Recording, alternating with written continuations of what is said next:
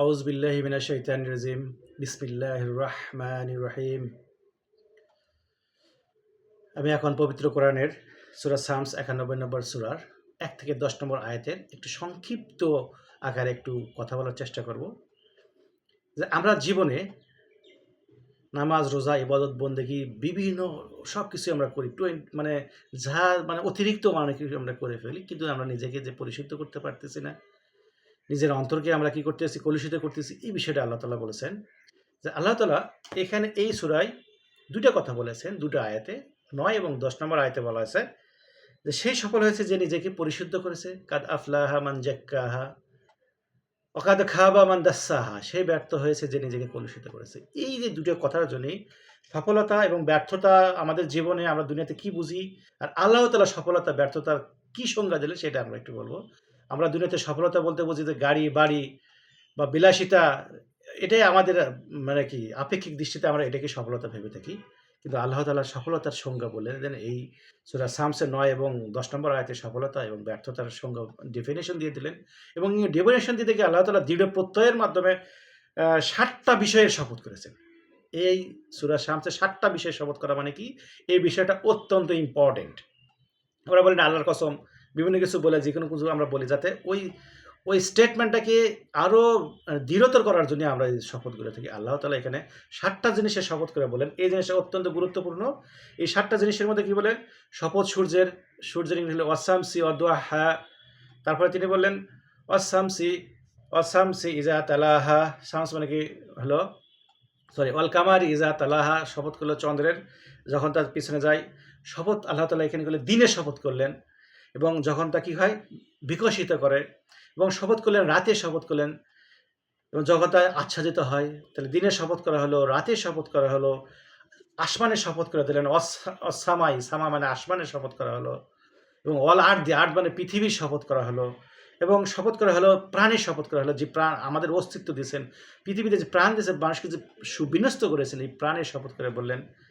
শেষে বললেন, অতঃপর আল্লাহ তাআলা মানুষকে কি দিয়েছেন? পাপাচারের জ্ঞান দিয়েছেন এবং তাকওয়ার জ্ঞান দিয়েছেন। এই যে ৮ টা কথা বলার ফলে আল্লাহ তাআলা বললেন যে সফল সেই হয়েছে যে নিজেকে কি করেছে? পরিশুদ্ধ করেছে। কাদ আফলাহা মান যাক্কাহা ওয়া কাদ খাবা মান দাসসাহা। এখন আমরা বলব যে এই যে পরিশুদ্ধ হওয়ার মাপকাঠিটা কি? আমরা কিভাবে পরিশুদ্ধ হব নিজেকে? এবং কলুষিত আমরা কি হব? পরিশুদ্ধ হতে গেলে আমাদের কি করতে হবে? খারাপ বা বদ গুণগুলো আমাদের কি করতে হবে? আস্তে, আস্তে পরিত্যাগ করতে হবে। ভালো গুণগুলো কি করতে হবে? অর্জন করতে হবে। মানে পরিশুদ্ধর মাধ্যম হলো ২ টা। আপনি যতটুকু খারাপ গুণ পরিত্যাগ করবেন, ততটুকু ভালো গুণ অটোমেটিক আপনার অর্জিত হবে। তাহলে খারাপ গুণও কি?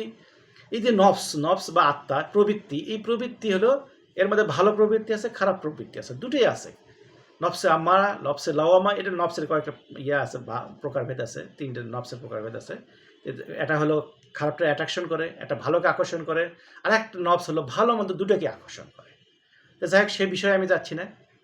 তাহলে সফল কারা হবে? যারা কি হলে খারাপ গুণগুলো কি হবে? আস্তে, আস্তে ত্যাগ করে। যেমন গীবত, তারপরে কি হলো পরনিন্দা, গীবত, পরনিন্দা, পরচর্চা, তারপর কি চুগলখড়ি, তারপরে যে খারাপ যে গুণগুলো আছে, হিংসা, রাগ, ক্রোধটাকে দমন করা, এই খারাপ গুণগুলোকে আস্তে, আস্তে, আস্তে, আস্তে আপনাকে পরিত্যাগ করতে হবে। তারপরে কি হবে? কুদৃষ্টি, এই যে আমরা খারাপ দৃষ্টিতে বিভিন্ন আমার জায়গায় চোখের যে একটা জিনা আছে, চোখের জিনা থেকে সরে যাবে। তাহলে জিনা, ব্যভিচার, প্রকাশ্যে গুনাহ এবং গোপনে যে আমরা গুনাহগুলো, এই গুনাহ থেকে আমাদের সরে আসতে হবে। এটি তো আত্মশুদ্ধি, পরিশুদ্ধি। তাহলে তো আমরা সফল হতে পারবো। আমাদের সফল হতে গেলে আমাদের কি করতে হবে? খারাপ গুণগুলো বা বদ গুণগুলো আস্তে, আস্তে ধীরে, ধীরে, ধীরে, ধীরে আমাদের কি করতে হবে? প্র্যাকটিস করতে হবে। একদিনে তো আমরা খারাপ গুণ বাদ দিতে পারবো না। যখন আল্লাহ তাআলা মদ নিষিদ্ধের করলেন, একবারে নিষিদ্ধ হয়নি। 3 টাইমস ৩ টা আয়াতে আল্লাহ তাআলা নিষেধ করেছেন। ১ম এ বলছে এটা অতটা ভালো না, এটা তোমরা খেয়ে না। দ্বিতীয়বার আরেকটু কঠোরতা আছে। তৃতীয়বার বলছে না, এটা খাওয়া তোমাদের দরকার নেই, এটা হারাম করা হলো। সূরা বাকারায় বলা আছে, তারপরে সূরা মাইদায় বলা আছে, সূরা নিসা বলা আছে, ৩ টা সূরাতে বলা আছে। তার মানে কি? যে খারাপ গুণগুলো আমরা ধীরে, ধীরে বাদ দেব। এখন আমাদের প্রিয় নবী রাসূলুল্লাহ সাল্লাল্লাহু আলাইহি ওয়াসাল্লামের কাছে একদল সাহাবী আসলে বলল যে, হে আল্লাহর রাসূল, যে আমাদের পাড়ায় একটা বা অমুক জায়গার মহিলা আছে, সে অনেক ইবাদত বন্দেগী করে, দান সাদাকা করে, রোজা, অনেক কিছুই করে। কিন্তু তার মুখের ব্যবহার অত্যন্ত খারাপ। তখন আল্লাহর রাসূল বললেন, ও জাহান্নামী, ও জাহান্নামী, জাহান্নামী। অর্থাৎ সফলতা বলতে আল্লাহ তাআলা এখানে বুঝাইছেন যে আমরা খারাপ গুণগুলো আস্তে আস্তে আস্তে আস্তে আস্তে ছেড়ে দেবো এবং ভালো গুণগুলো অর্জন করব। ভালো গুণগুলো কি? যেমন সবর, ধৈর্য। মানে একটা মানুষের সফলতার জীবনে কেউ যদি সফল হতে চায় বা জ্ঞানী হতে চায়, তাহলে প্রথমে কি করতে হবে? তাকে সবর অর্জন করতে হবে, জ্ঞান অর্জন, ধৈর্য অর্জন করতে হবে। ধৈর্য ছাড়া কেউ কখনো বড় পদে যেতে পারবে না, নেতা হতে পারবে না বা সফল হতে পারবে না। সফলতা দেখেন, ধৈর্য অর্জন করার জন্য যুগে যুগে আল্লাহ তাআলা যত নবী প্রেরণ করেছেন, যত রাসূল প্রেরণ করেছেন, সবাইকে সবরের ট্রেনিং দেওয়া হয়েছে। সবরের ট্রেনিং কীভাবে দিয়েছেন? এক একজনকে হিজরত করাইছেন। যেমন মুসা আলাইহিস সালামকে এই মিশর থেকে তাকে দেওয়া হলো, যেমন ইয়েতে পাঠানো হলো, মিশর পার হয়ে তার মামার বাড়িতে চলে গেল। তাহলে ওখানে গিয়ে ছাগল চড়াইলেন। ছাগল চড়াইতে কী হলো? ওনার কী হলো? ধৈর্যের ট্রেনিং হলো, সবরের ট্রেনিং দেওয়া হলেন, যেহেতু তোমরা রেখেছিলেন। প্রত্যেকটা নবী যে হাদিসে এসেছে, প্রত্যেকটা রাসূলকে বা নবীকে ছাগল চড়িয়েছেন। কেন চড়িয়েছেন? কারণ ওর মাধ্যমে ট্রেনিং দেওয়া হয়েছে। তাহলে আমাদের কি করতে হবে? ভালো গুণ অর্জন করতে হবে। মানে আমাদের সফল হতে গেলে, আমাদের অন্তরকে পরিশুদ্ধ করতে গেলে কি করতে হবে? সবরের গুণ অর্জন করতে হবে, কৃতজ্ঞতার গুণ অর্জন করতে হবে। আল্লাহ তাআলা পবিত্র কোরআনে বহু জায়গায় বলেছেন, তোমরা শুকরিয়া আদায় করো, আমি তোমাদেরকে বাড়িয়ে দেবো, তোমরা শুকরিয়া আদায় করো।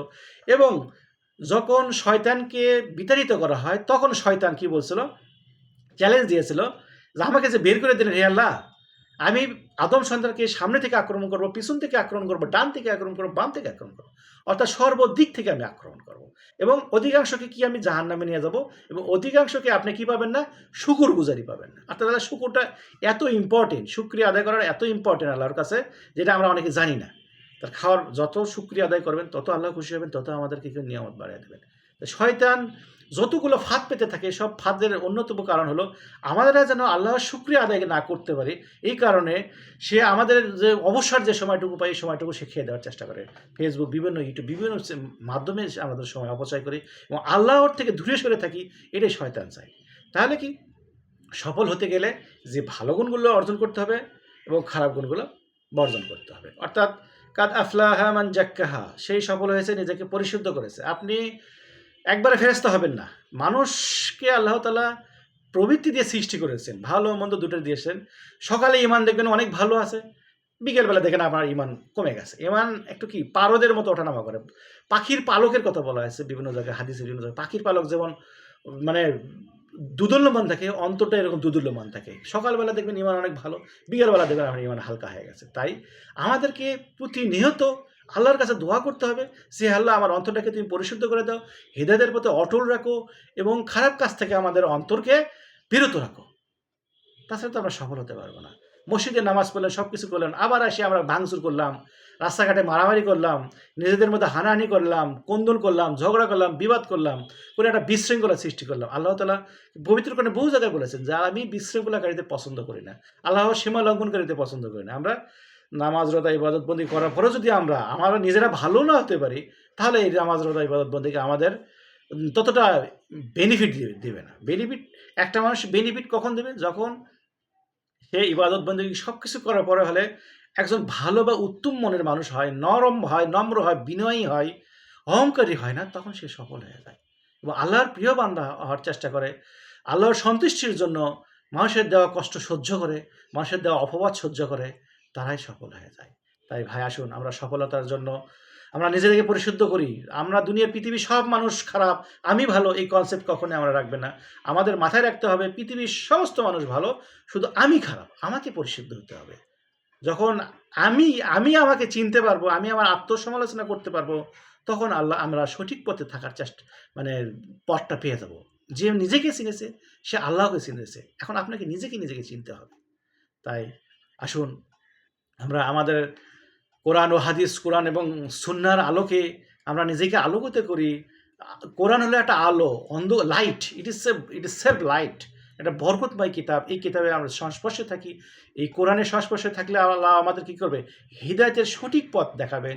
এই কোরআন নিয়ে আমরা চিন্তা করি, গবেষণা করি, গবেষণাগুলো দেখবেন আমরা অবশ্যই আমরা সঠিক পথে ইনশাআল্লাহ থাকতে পারবো। অনেকেই বলে কোরআন পড়লে নাকি গোমরাহ হয়ে যায়। কোরআন বললে আল্লাহ তাআলা বলেন যে কোরআনটাকে আমি সহজ করে দিয়েছি, তোমাদের কাছে আসো। আর অনেক আলেম বলে কোরআন পড়লে নাকি আমরা গোমরাহ হয়ে যাবো। কোরআন অবশ্যই পড়বো। কোরআন পড়লে গোমরাহ কারা হয়? যাদের অন্তরে কি আছে? জটিলতা আছে, কুটিলতা আছে, তারা এখান থেকে তর্ক করার উদ্দেশ্যে কোরআন শেখে, তাদের অন্তর গোমরাহ হবে। আল্লাহ পবিত্র কোরআনে এটাও বলে দিয়েছে যে এটা একই সাথে হিদায়াতের আলো, একই সাথে আবার মানুষের কী করবে, বিপদগামী করবে। কাদেরকে বিপদ করবে? ওই কাফের, ওই মুনাফিক মুশরিকদের এটা বিপদ করবে, ওরা উল্টাটা বুঝবে।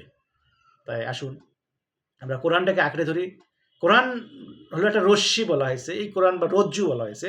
এই পবিত্র কোরআনে যদি আমরা আঁকড়ে ধরি, আমরা কখনোই বিপদগামী হব না ইনশাল্লাহ। সবাইকে ধন্যবাদ। আসসালামু আলাইকুম রহমতুল্লাহি বারাকাতুহু।